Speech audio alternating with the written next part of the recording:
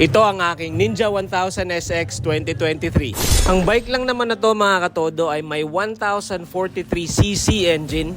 And apart from that, sobrang busog na busog to sa features.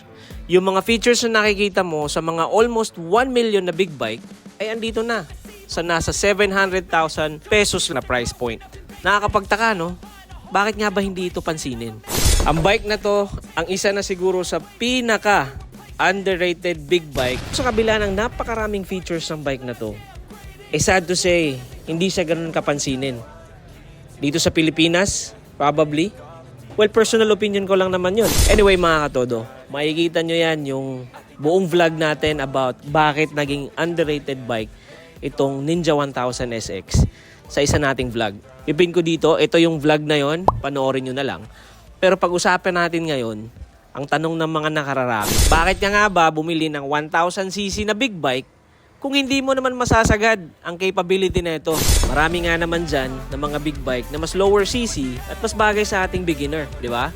May mga 400cc, 500cc, pero ayun nga, bakit ikaw na isang beginner, katodo, bumili ka ng 1000cc na big bike agad at hindi ka na dumaan sa mga lower cc's?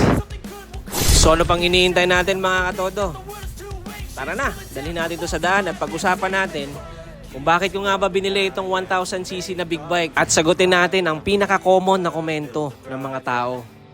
Bumili ka ng big bike na 1000cc, napaka-traffic sa Metro Manila. So ano pang iniintay natin? Let's go! What is up mga katodo? Welcome back to our new video. We are heading south today and 12:30 ng tanghali. Ang init-init.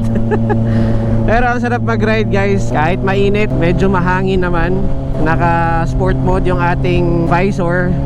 So medyo pumapasok yung hangin sa leg ko, which is good.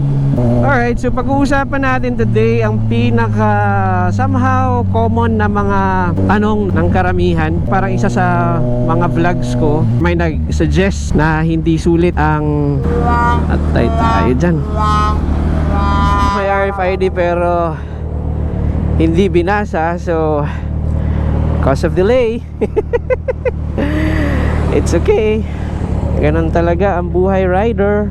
Kung muna komento ng mga tao na bili ka ng 1000cc, hindi mo naman maisasagad. Well, totoo naman, hindi naman talaga maisasagad ang power nitong motor. Especially kagaya ko na hindi naman ako ganun kagalingan. Technicality wise, masasabi ko, no, maraming struggles pag bumibili ka ng 1000cc. Apart from hindi mo maisasagad, mabigat siya, nakakapagod, and then maraming negatibo behind.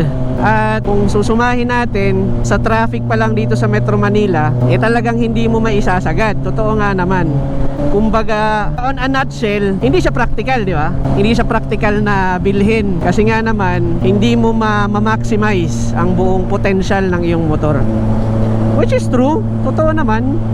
Pero ako personally, mga katodo, kaya ako binili itong bike na to, I took consideration yung aking edad. Ayaw kong magpaka-ipokrito. Gusto ko rin naman ng mga 1000cc, no?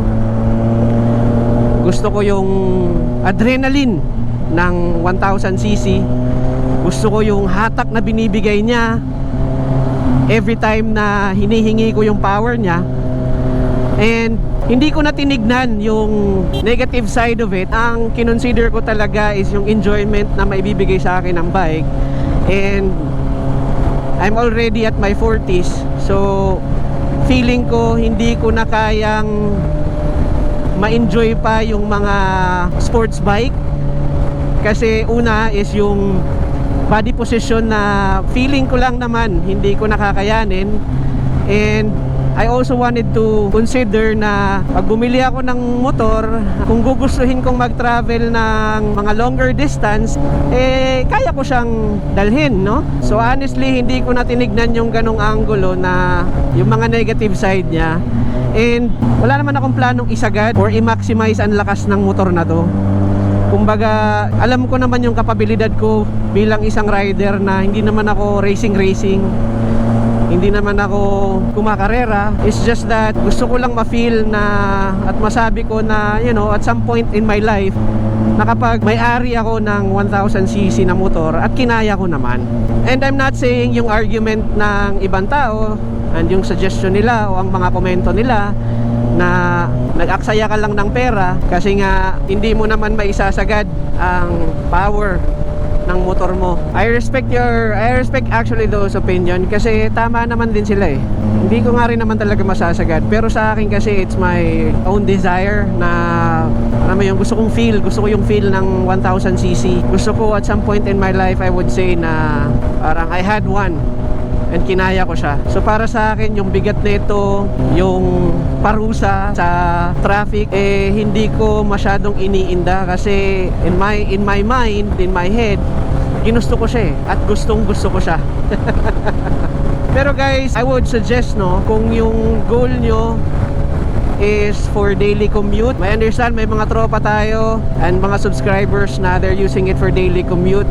Eh yun kasi talagang grabe ang determinasyon nila. So iniidolo ko actually sila. Ako personally nung dinala ko siya sa opisina, una dahil wala tayong choice kasi nga nasira yung ating scooter. Pero kung sa daily siguro eh mukhang hindi ko siya kakayanin.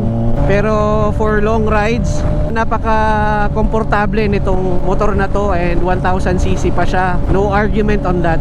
Fact wise eh hindi practical. Pero kung ano yung nasa puso mo, kaya naman ng budget, eh di i-push mo, mag 1000cc ka. Pero yun nga, kailangan mo ring paghandaan yung mga bagay na kaakibat nun. My personal opinion lang naman, no. Kumbaga, at the end of the day, sundin mo lang kung ano yung gusto ng puso mo. At syempre, haluan mo rin ng disiplina, tiyaga, at mahabang pasensya kasi ganun lang naman yun. Alright, so maraming salamat sa pagsama sa atin ngayon mga katodo. And that was just a simple topic and my take kung aksaya nga ba sa pera ang gantong nag 1000cc dahil hindi mo naman mamamaximize. And tunnel bomba required. Eto na.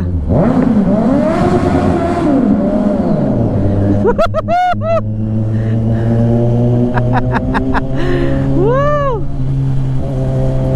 Ay nako, thank you so much guys sa pagsama sa atin ngayon.